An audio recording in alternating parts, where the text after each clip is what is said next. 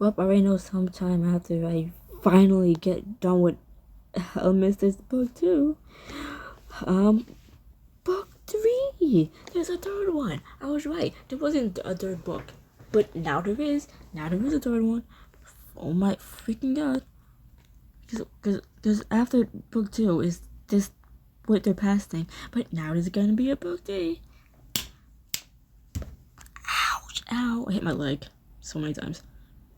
I'm gonna hold off on any affair because we're like 7 chapters deep into that book. I need to catch up with these two, so. Fuck it.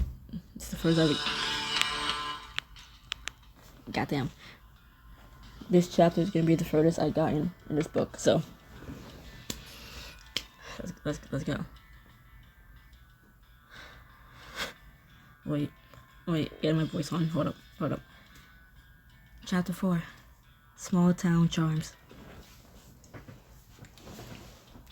My microphone is tickling my eye. Okay.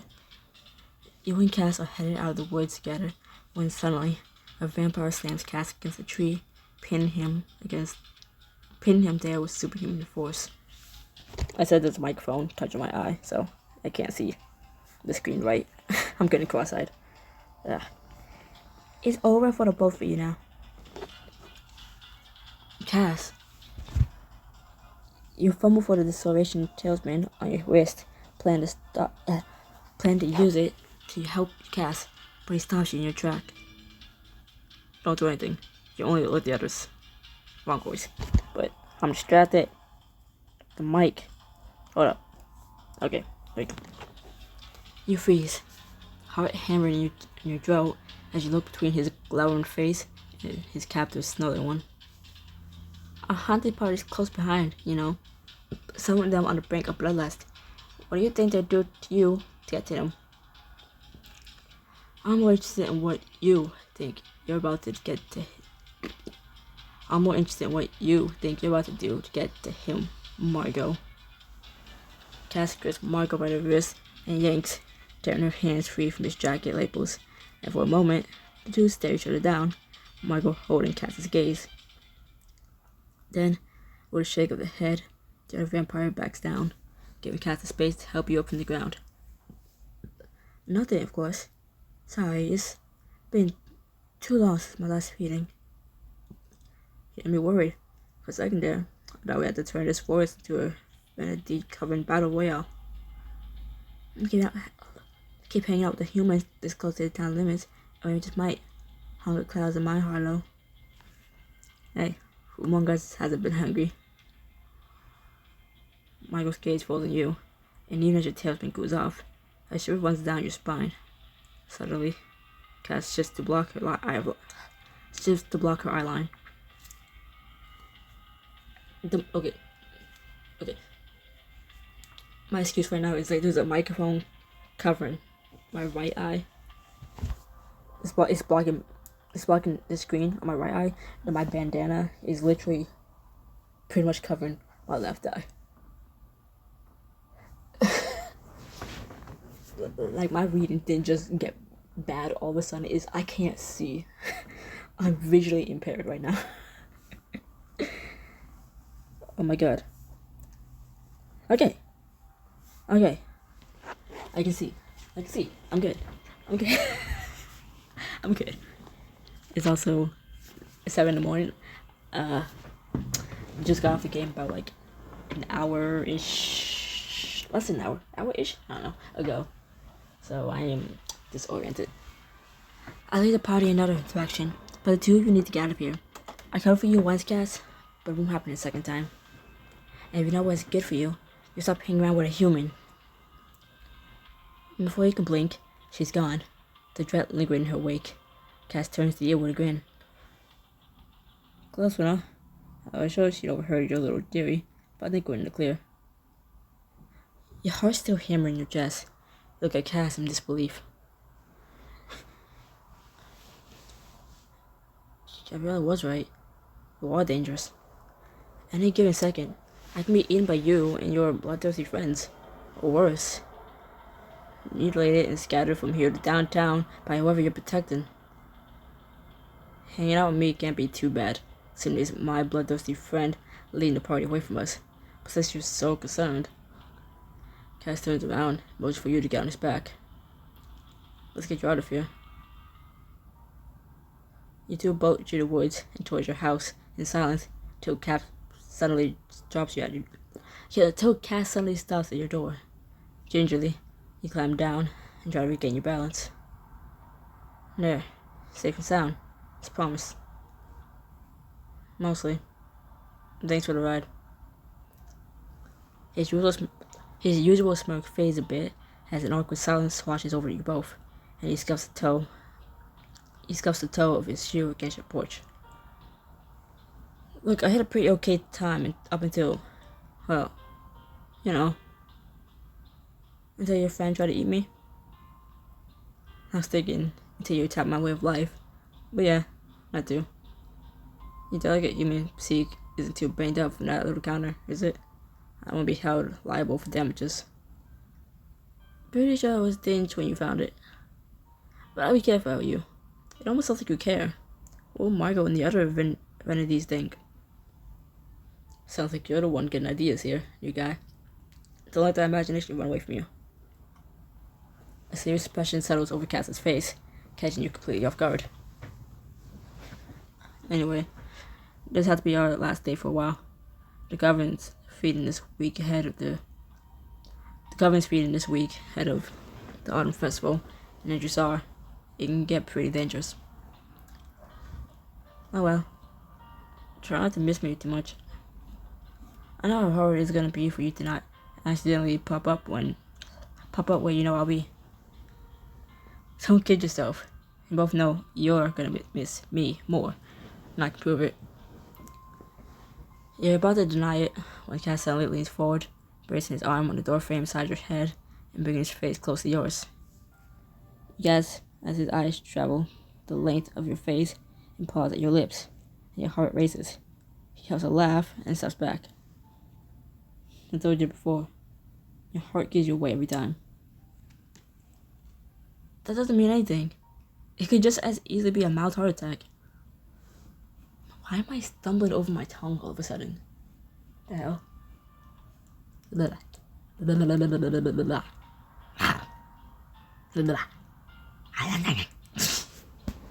Now I'm being stupid. Embarrassed, you turn to the door and fiddle with your keys as Cass chuckles on your shoulder. Sure I could, new guy. You were round, enticed by the banter. But just as quickly as Cass appeared, he's gone, leaving you alone on the porch with a newly empty feeling in the pit of your stomach. That's just me when I get hungry. The next week, you heed Cass's warning and lay low, making a mental note of the students conveniently missing your classes. That's Bridget Taylor, Missy Patel, and David Yu. Not to mention Cass and his shadow. Let's pick on someone we haven't heard from. Mr. O. Any ideas about inflation you'd like to share? It's bad. The class turns to look at you and chuckles, leaving your ears burning with embarrassment, and Gabriela shoots you a sympathetic look. When you're right, Mr. O. But wouldn't one like to elaborate as to why it's bad? It's out of heart, maybe? Well, there's the rise in interest rates. Gabriela answers mercifully, shifts. I'm out of breath for some reason. Gabriela's answer mercifully shifts the focus off of you, and you go back to your mental tally. But even as every eye in the room lands back on Mr. Phillips or a textbook, or gazing longingly at the weather outside, you can't shake the feeling that while you're watching them, someone else is watching you. That weekend, you try to ignore the paranoia and head over to the hospital to meet your mom for lunch. With a brisk knock, you slip into her office and help her brown paper bag. Hey Mom, hope you're hungry. I got a tie. Well, your tie, Ming, is impeccable. I'm just wrapping up my report. Only you would make a joke while typing the findings on body. Still working on the Wiz murder? Dr. Jonas has been pretty adamant that we close it this week, so I'm officially calling it animal attack. But between you and me, something still doesn't sit right with this one. As she drums her fingertips on her desk, you rifle to take out bag, well aware that her doubts reach far beyond the two of you. Oh, you've done all you can. You're great at your job, and you've given this case so much attention.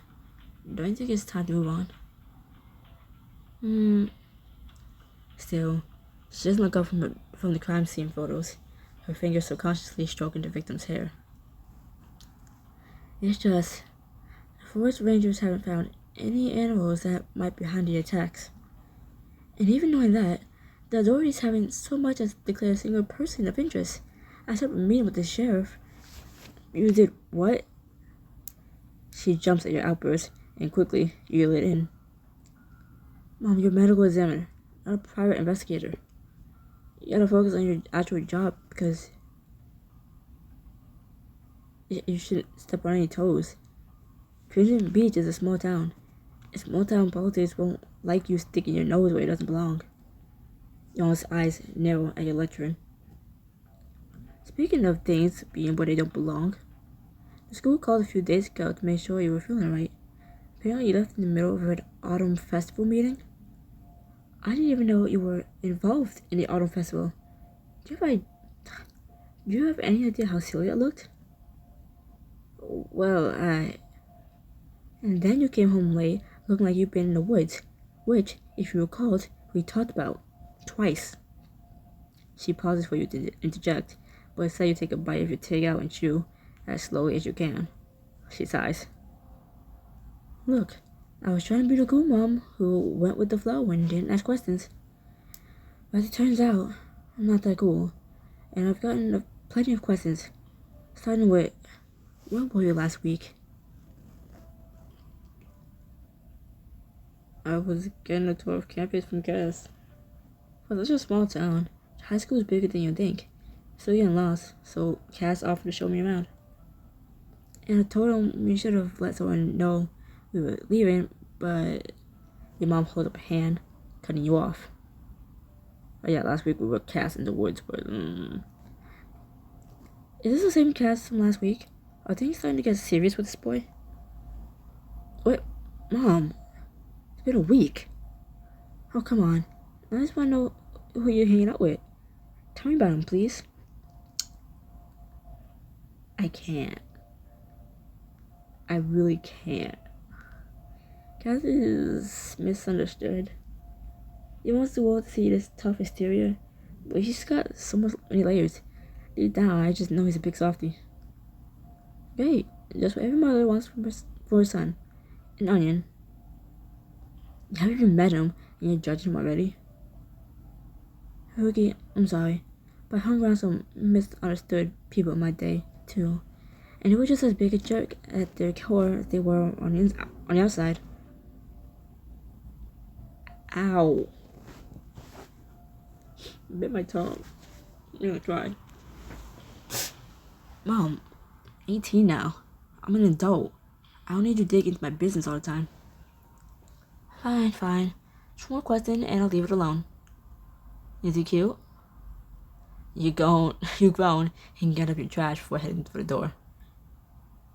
You gotta have more pressing things to do than this, so I'm gonna let you finish. I'll see you at home. Desperate to get away from your mother's prying, you step out into the hall and head for the door, only to hear the faint sound of the acoustic guitar come from the children's ward.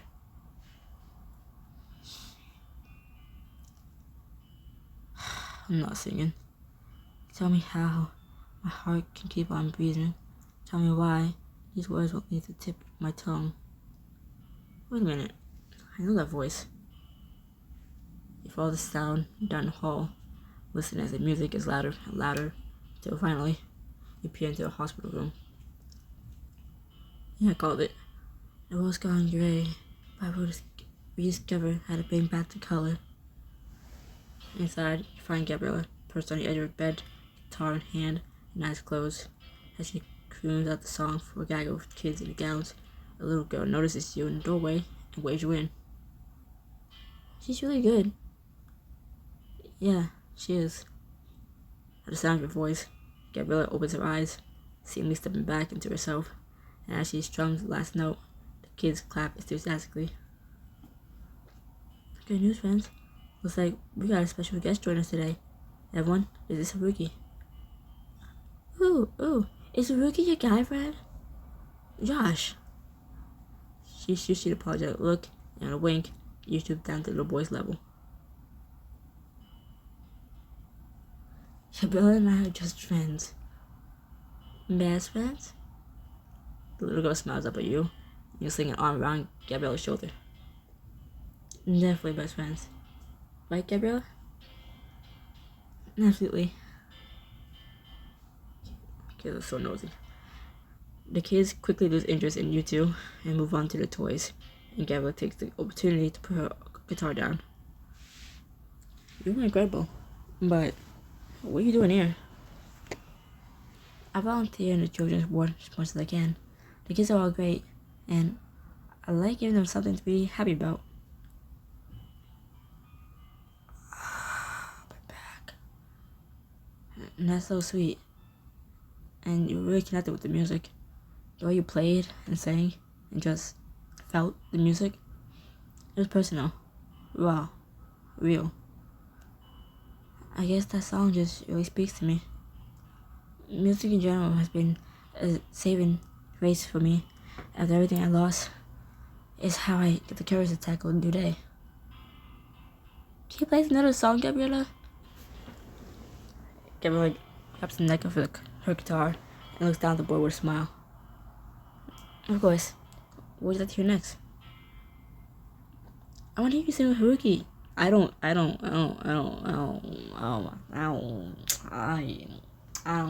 sing. I don't do that. I don't fuck with. I don't mess with that. Please, no. Oh, I don't know if we'll know the same songs. Then let's come up one together. I think you'll be really good at it, and the kids are a great audience. I promise. I gotta pay for this. Write a new song to perform for the kids and spend some quality time with Gabriela. I ain't paying to spend more time with kids. Pays. The kids all let out a cheer after you agree. Yay, a new singer. Bet he's even better than Gabriela. Uh-oh. Looks like your reputation as a musical genius around here is about to be served by yours truly. I'm shaking. Why don't you take a seat and we'll see what you got. In her lap, bitch. How's she gonna hold the guitar in her lap? You ease onto the bed next to the little girl, careful of her tubes and wires. I'm a little scared of all the attention. Will you sing with me? Of course. I used to be scared too, but then Gabriela told us about the feeling, not the sound. And that's exactly right. You don't have to be good at something to enjoy doing it. Though, I'm sure Haruki has a great voice. I guess we'll find out, won't we? Gabriela starts playing a simple tune on the guitar before glancing at you, and then out at the kids, and Mercy just glint her eyes. What do you think, friends? Do you want to hear Haruki play it? Yeah. Do it. Isn't it a little early to start teaching them peer pressure? You say peer pressure, I say encouraging others to go beyond their comfort zone. Tomato. How about we do some easy chords? E minor to G, to A minor to C. Bitch, are you giving me the guitar? Even then, I don't even know what the fucking strings are.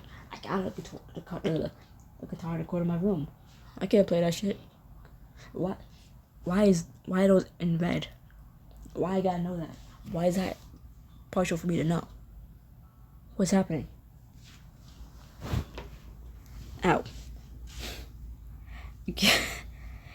Gabriela watched you drew the basic chord in short rhythm, a look of peaceful concentration on her fangs as she strummed the strings before handing the guitar over to you.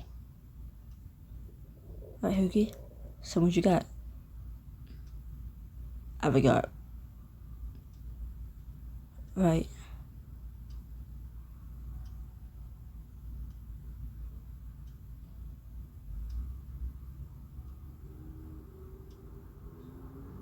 Wait. Wasn't it? Wait. Wasn't it? Wait. Wait.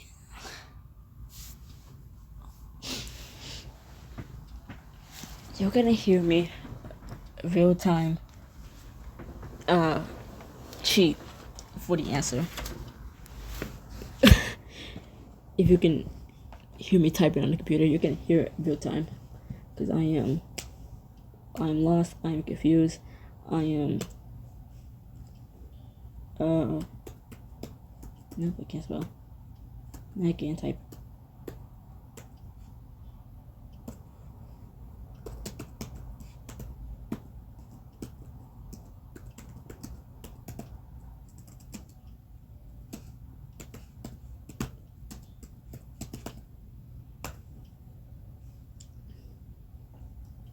I'm so confused. Because wasn't it E minor to G, but why is it A minor to C with the heart? Isn't that wrong? But pick the wrong answer to get love interest points. I'm so fucking confused. I'm so fucking confused. I'm not even pausing the recording. Click it. I'm not even pausing. You're gonna hear all of this. Just trying to scroll. It's gonna take me to it automatically. What? I'm so confused.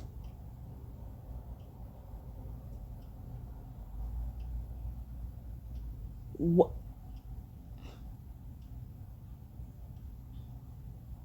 Whoa. Wait. It's no effect if I do E minor to G, but isn't that the right answer? But it's just, but why? But wasn't the answer E minor?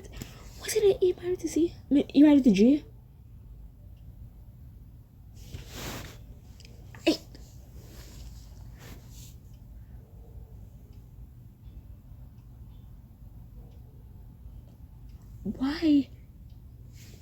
Why is there the little my phone trying to lock me out? Why is the romance option for the wrong answer? Now I'm gonna pause. I remember seeing the E highlighted, so E minor to G. You quickly get the hang of the basic tune and decide to show off a bit, playing with more rhythm and flair. Way to go, Wiggy. You're a fast learner. So that was the right answer. So why was the other one?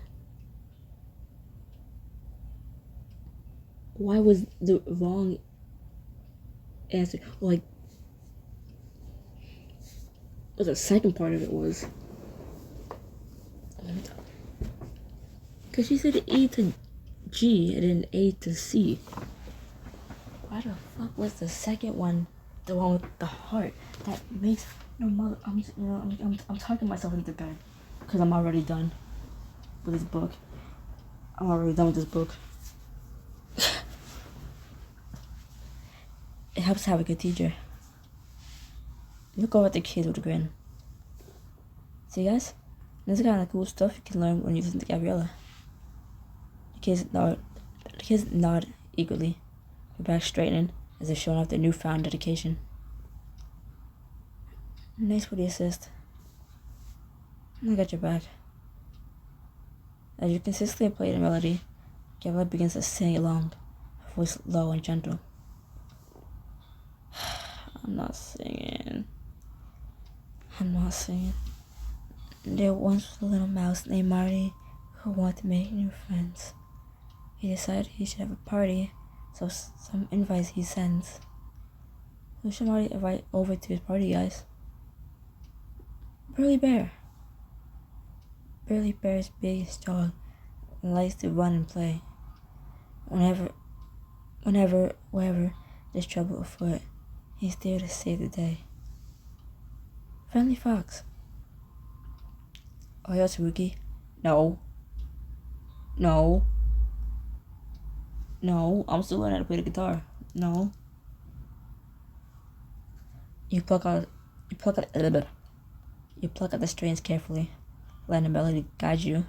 Then, Friendly Fox loves to talk and say hi to everyone.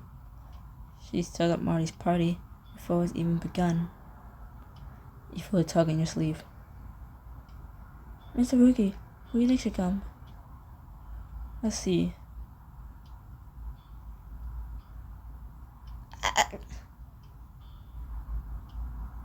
Rascal Raccoon. I look over at Gabriela and smile. I think I need some help with this one now. I'll follow your lead. Can we end this scene already? Please? Kill me. I'm dying of cringe. Please? She stares at the abyss over her phone and just help. Help me. Rascal Raccoon loves to paint, but always makes a mess. So before they start to create the art, they're sure to change their dress. The kids all laugh and clap at your cute, silly words, and you feel an unexpected sense of pride. They start to create their own. You lean over and whisper, I think I see what you mean about music being a saving grace. I just feel so in the zone. Making music is great in general, but it's always better when you write your own lyrics, so that you connect with it. Didn't I mention anthropomorphic animals on my gem? Be right back. Saving that gem under gift ideas. You roll your eyes at her, teasing. You roll your eyes at her, teasing, but keep strumming, having too much fun to care. When the song comes to an end, the kids cheer. That was awesome. Hey, Ricky, will you come back to visit us again? Gabriela looks super happy having you here with her. You smile and look over at Gabriela, who puts a hand over her forehead, trying not to laugh. Well, I'm super happy with Gabriela too. Take her hand in your own and lace her fingers to hers, and a warm smile she gives in return is enough to make your breath catch. I'm glad I know things have been hard. Fuck you. I didn't see the period. I'm glad. I know things have been hard since you moved here. More than anything, I want to put a smile on your face in spite of it all. Well, you put the best helpers. Only the best for you. You duck your head to hide a smile, and high-pitched giggling fills the room. Aw, they're so cute. More like Barf. Don't they care about cooties? Right, see? You both try to ignore the comments, but burst out laughing, your hands still entwined. What do you say, guys? One more song? No. Yeah, no. One more song. One more song. Alright. The kids cheer as Gabriela finds her finger in, and you watch as a sense of peace settles over her. But as Gabriela opens her mouth to start singing, she suddenly tenses, eyes on the doorway. You turn, following Gabriela's line of sight out into the hallway. Out at the nurse's station, Lewin hands off a file, but his eyes are lost firmly on you. Your hands start to shake. Are you cold? I can get you a blankie. Oh, no. I'm fine. You don't look fine. Day one friends. How about I take Rookie home now and play another song for you next week? Does that sound fair? Oh man. I'll be back, I promise. So keep practicing your singing. Gabriela slips the guitar strap over her head and ushers you out of the room and away from Lewin's unrelenting stare. In the hallway, she puts an arm around your shoulders. You can't help lean into her, grateful for the security you feel whenever she's around. Let's get you out of here. My favorite place in town is bound to put a smile back on your face. Shortly later, Gabriela pushes open the door to an arcade filled with pinging machines and flashing lights. You yell to be heard over the music. Whoa. Isn't it great? I work on the weekends with Libby. She points at Libby across the room, wheeled on the coin machine, and when she notices you, she stuffs her water bills into her zipper pouch and bounds over.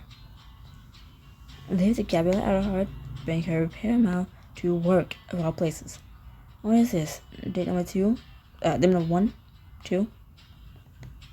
Your eyes meet Gabriela's, and your face warms as a blush rises to her cheeks as well. No comment. She slides a little closer to you as she answers Libby.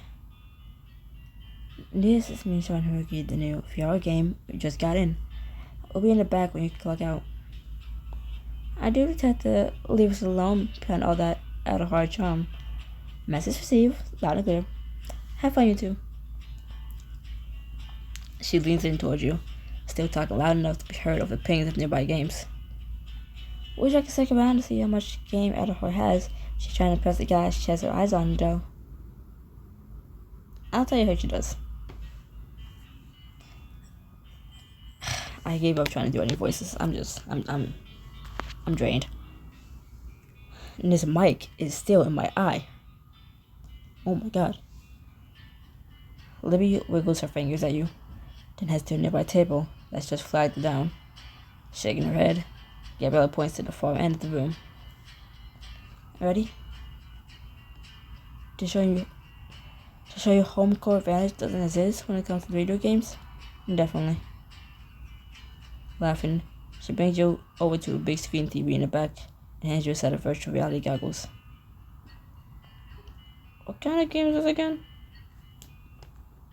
It's called Monsters in Manhattan. The zombies have taken over Times Square, and we're 2 of the only survivors. So your idea to distract me from the monsters in my life is to show me monsters in HD? Panic spreads across Gabriela's face, and quickly you reach out to touch her arm.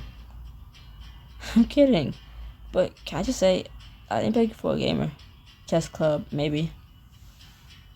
With a good natural roll of her eyes, Gabriela gets into a ready stance, aiming a grin your way.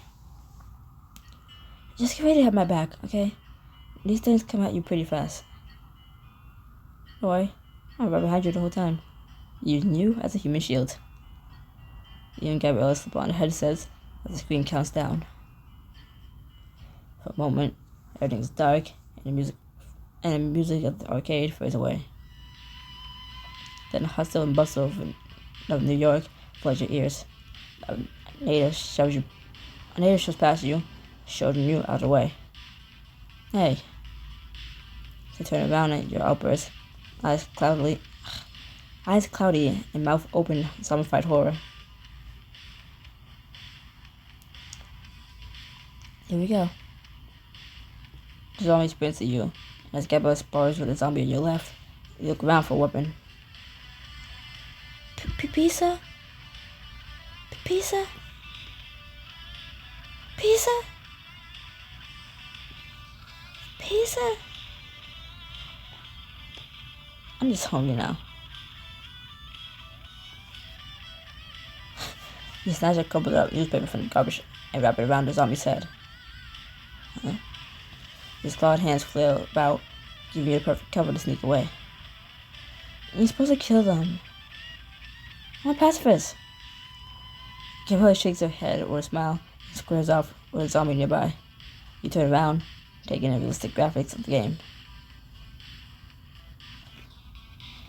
A zombie lunges at you, catching you off guard, and on instinct, you scream and punch it in the face. Gabriela shoots you to make you smile. And pacifist, huh? What's the reason? As more zombies file in, you get more physical, daring to draw a few kicks. Ha! Take that. Okay, like I made it. You're pretty good at this. You're not so bad yourself. The square floods with zombies, and as one of them tries to hop on your back, Gabriela steps in the way. No. The zombie sinks his teeth into her neck, and game over flashes across your eye line. You need the goggles off, lead to be back in the arcade. Not bad for your first time playing. Yeah, remind me to add you to my Apocalypse Virus group chat, because that was awesome. They didn't readjust it to the light. It's about Libby sitting nearby, and two of you slipped into her booth. Thanks, but Gabriela was really killing it. It looked so easy, like she wasn't even trying. And that's because she wasn't. I watched her beat this game in half an hour last weekend. I wouldn't say I beat it. Okay, hot stuff. Game's up. You're only being all modest for Hookie's sake. Libby. So you're saying she took a dive? Or take Gabriela. She really is dead. You may think you're being polite but let me win. But really? You're just insulting my skills. To be fair, I get that now, but you're right. Where should we go again? I promise I'll give it everything I got. You're on. I say we take it off of 2-player and let you each show what you can really do. Libby toys with the settings, and shortly after, Gabriela straps on the headset. Together, you literally watch the viewing screen. The background loads, and without any preamble, zombies are everywhere. Without hesitation, Gabriela roundhouses and uppercuts and stomps them into submission. Well, it's like watching a completely different game. I think she's showing off a little, but yeah, must be the famous out of hard genes kicking in. I blink, my eyelashes are touching like the fuzzy mic. I am getting pissed off. At the mention of her last name, Gabriela tenses, and the zombie breaks through her barrage of attacks. The monsters descend, and though she puts up a fight, it's all over in seconds. She was off the headset. Libby, we just want to hear about that. Hear about what? Haven't you heard? Gabriela's descended from vampire hunters. Your eyes shoot over to Gabriela, who goes completely still, but Libby just keeps talking, oblivious.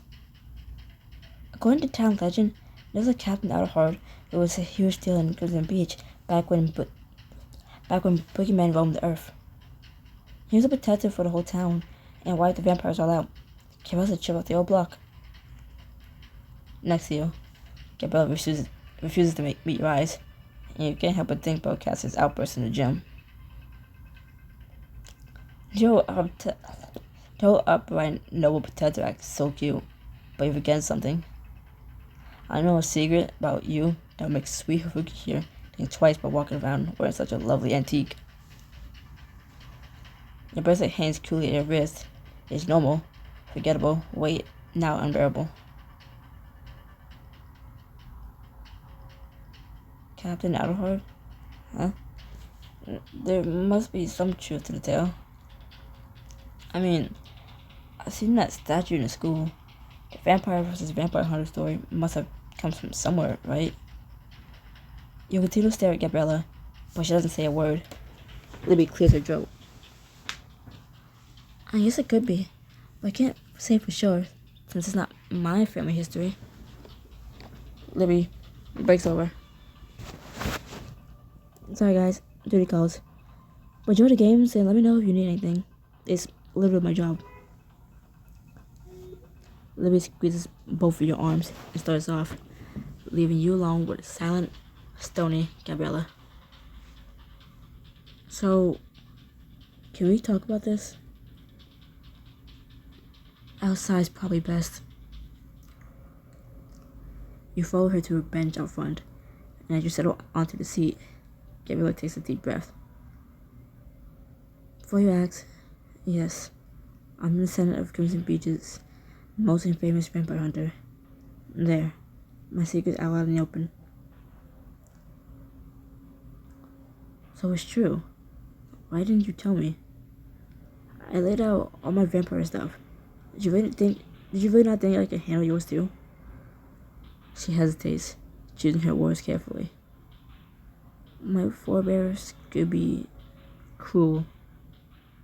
I don't know much about my family history. What I do know is that some great-great-grandfather of mine was a chief vampire hunter. He's been involved in thinning out the vampire population of Crimson Beach back when they were running rampant. You shudder, remembering Julian accounts of the town's vampires in William Pierce's journal.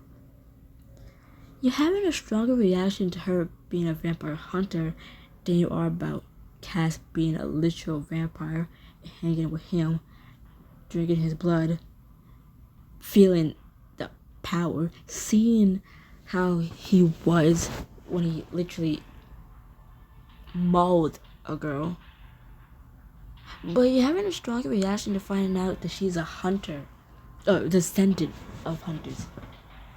Not even said she's done hunting herself, just a descendant of it. But you saw what Cass done. You've been with him in the woods. You know what he's capable of. And that's less of a problem than this.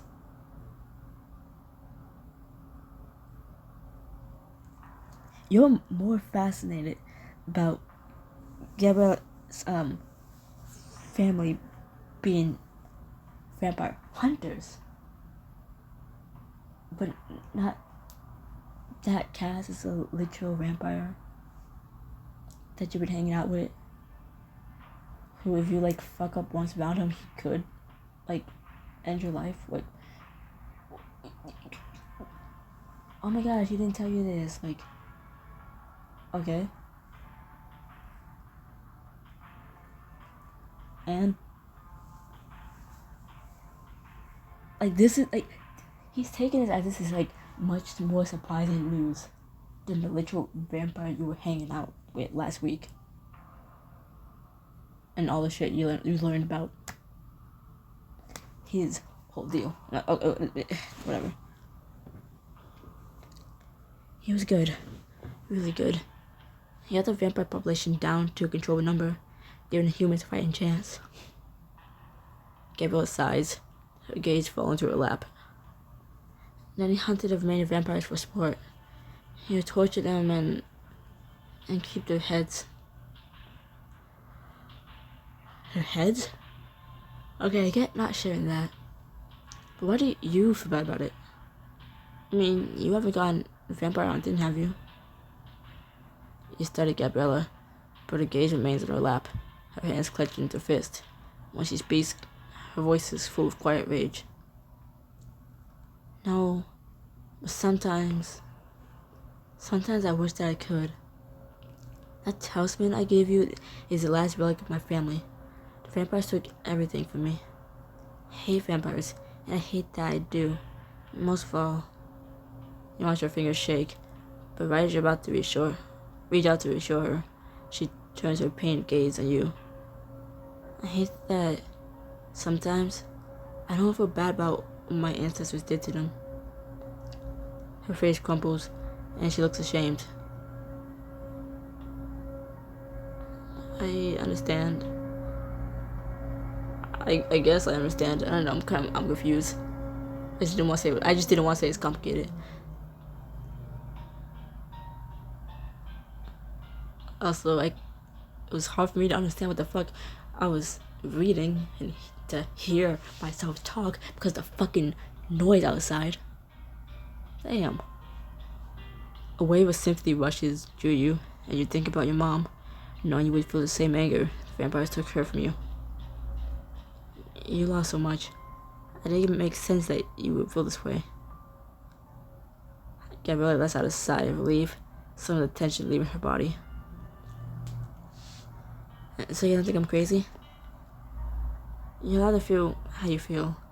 They hurt you. You don't have to pretend that they didn't.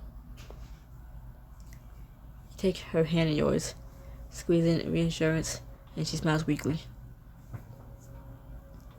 To be honest, it's a relief to have gotten all this out in the open. At least. Thanks for listening. Hey, what team member? The two humans who know the town's deep, dark secret have to stick together. She laughs a bit more warmly and squeezes her hand, communicating a thank you. As the sun sets around you, you check the time on your phone, then climb to your feet. I'm happy to lend an ear, especially after how much you helped me. But if I don't get home at a reasonable time, my mom will finish me off for ruining the store I get the chance. Let me walk you. I know a shortcut. As night falls, Gabriela leads you behind an old stone church, standing imposingly while the lights out for the night. For the first time in a while, she smiles. Your arcade is my favorite place to be during the day, but at night, nothing tops this. She lifts some branches out of the way as you step down a pathway. The brick walls overgrown with vines. Whoa. Taking a sight of the wild-looking plants and patches of flowers growing over the broken stones. Squinting, you recognize them as gravestones.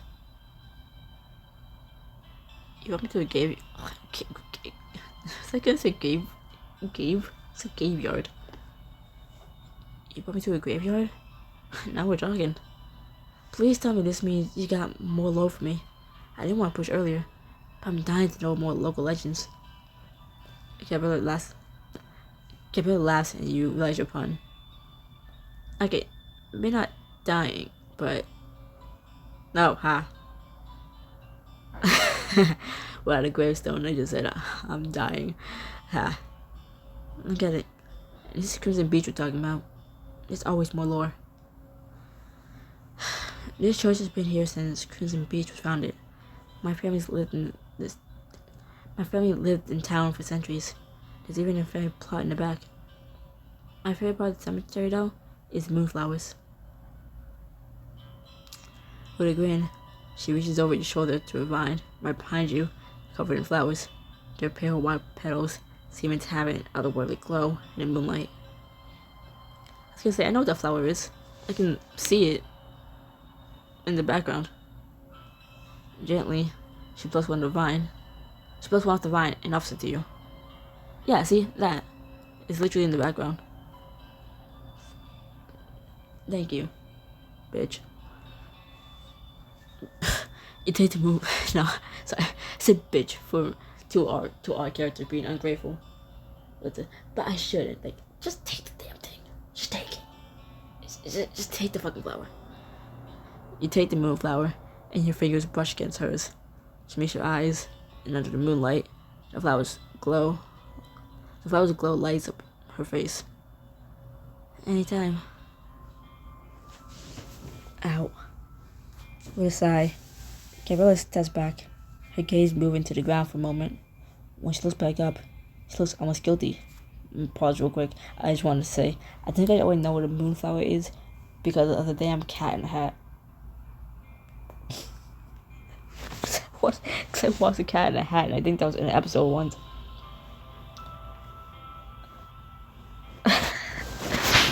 That's how I even first learned about it. Like, oh my god, I remember that. Oh my god. Hell, the cat in the hat is how I know the difference between stalagmites and stalactites. Because the whole like stalactites hang on tight to the ceiling. And I remember that for fucking years. I remember that since I was a damn kid. Or kid, teenager, but still, like, I think I was, like, I don't know if I wasn't like a child, but like teen age. I remember that. Like, damn. Not me learning from a kid's show. Yogi, I know it's none of my business, but I can't keep this up anymore. I know we left the gym with Cass the other day. Oh. That. It's your life. But as the only adult horde left, I feel like it's my job to look out for everyone. And I was really worried about you. Listen, I can take care of myself, bitch. It was a moment of poor judgment. I mean, we're allowed at least one dumb decision a day, right? Your attempt at jokingly appeasing her worries falls flat, as her concerned expression remains unchanged. I'm not. Gabriela, I wasn't defenseless. I had the talisman, remember? It would have warned me if Cass wanted to hurt me. It didn't react at all until you cut yourself off, knowing immediately that you slipped up. And from looking at Gabriela's face, you know she got it too. Until what? Until a member of our vanity hunter party confronted us in the woods and warned Cass to stay away from me. Gabriela takes a measured breath. That vanity was right. Cass should stay away from you. He's using you for his own sick amusement.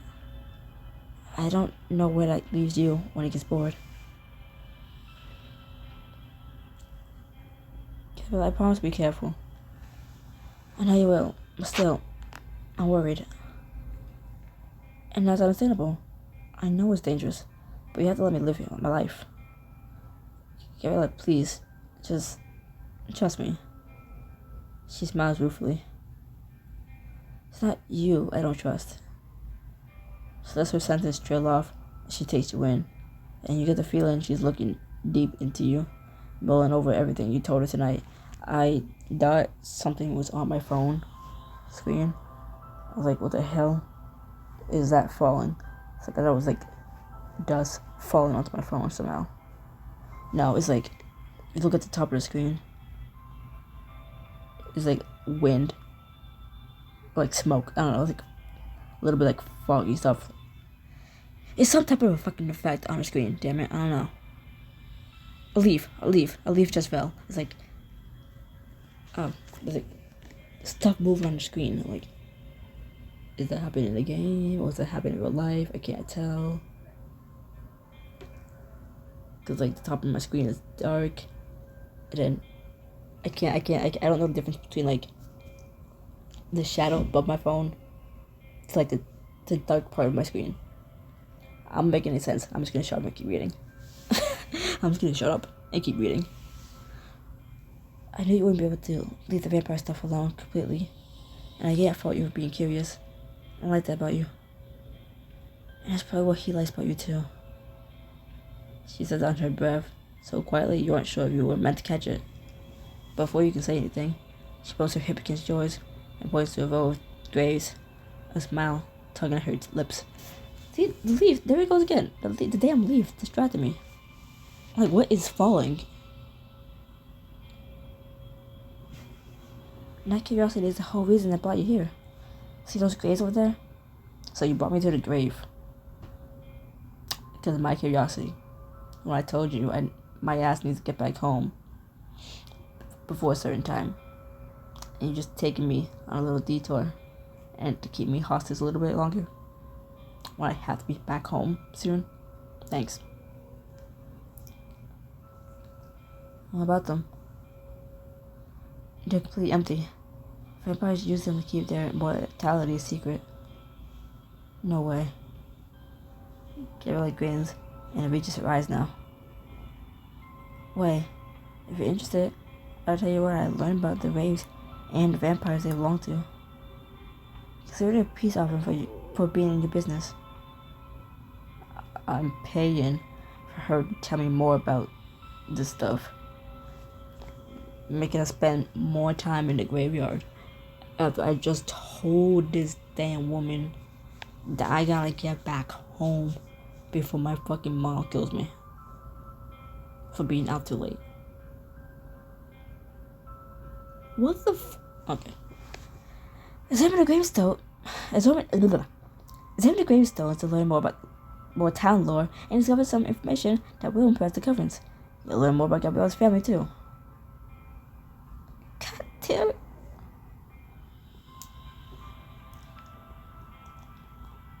Spending more diamonds. Don't tuck my diamond cow, I'm gonna be broke soon.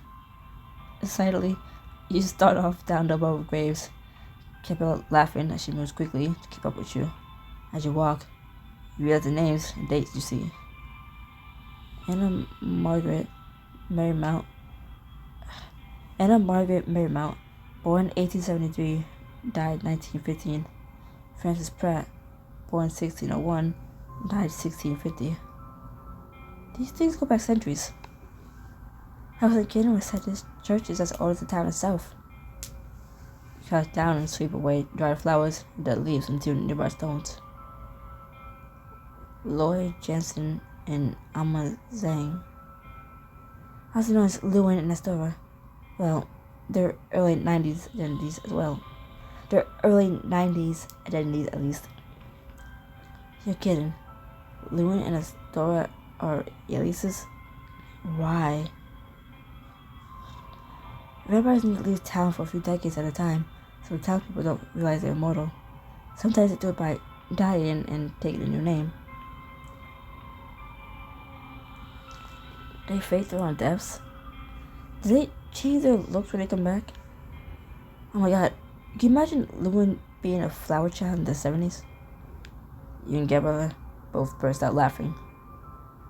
I won't be able to get that mental image of him putting on eyeliner while listening to the Sex Pistols out of my head now ever.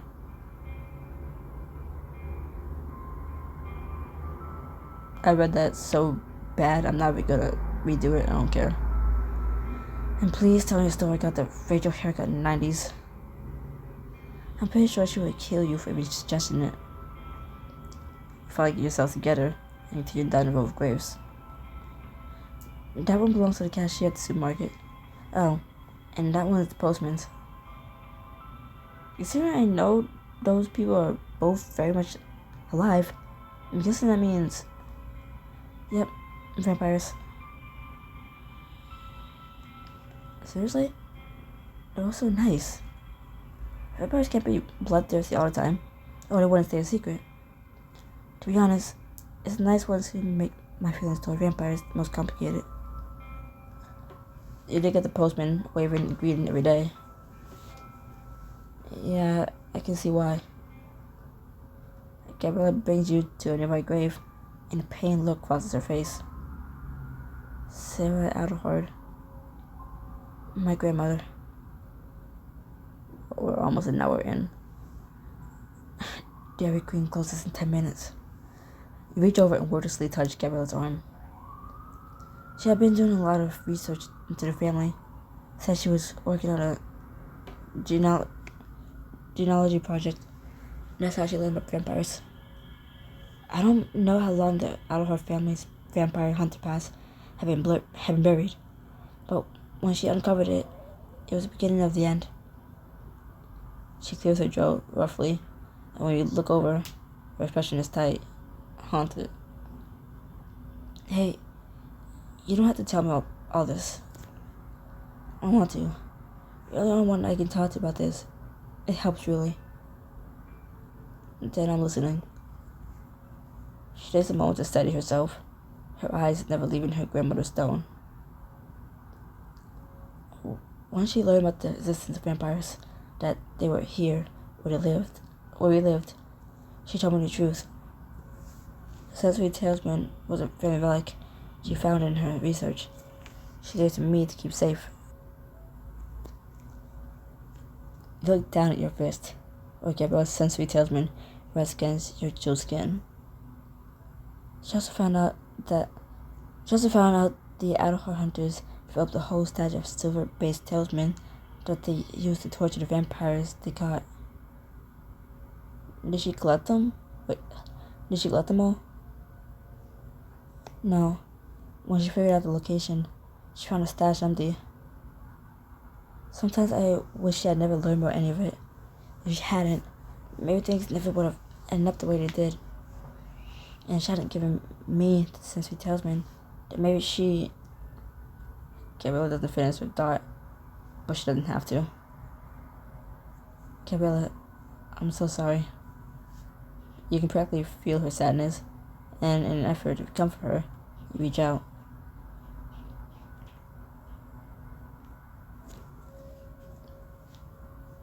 the elephant in the room. You wrap an arm around Gabriela's waist, pulling her against you, as she hugs you back, her chin resting against your shoulder. You do not address the elephant in the room, but my character. I know you miss her, but she gave you that talisman for a reason, because she loved you and wanted to keep you safe, and it worked. You staying alive and safe is all she ever wanted. Trying to resent her for that. Making a conversation with your mom earlier, and surprisingly, your words fit your situation too. Connection makes you feel that much closer to Gabriela, and you hug her a little tighter. As you part, look down at your wrist, touching the sensory talisman. Gabriela, I feel weird holding on to something so personal of yours.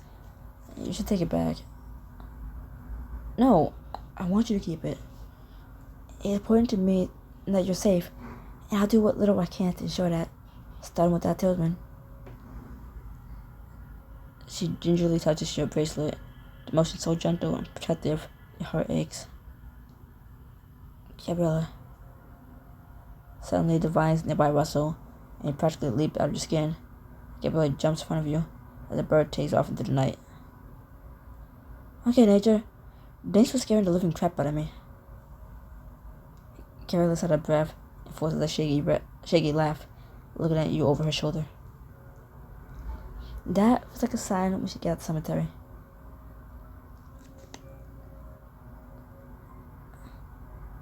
Admit it, you're on leaves so you can pick more flowers. Look at the blooms she picked before, still glowing in the moonlight. You can just say you want a full bouquet. And so what if I do? If you ask nicely, I might just help you pick them. Well, how can I say no to that?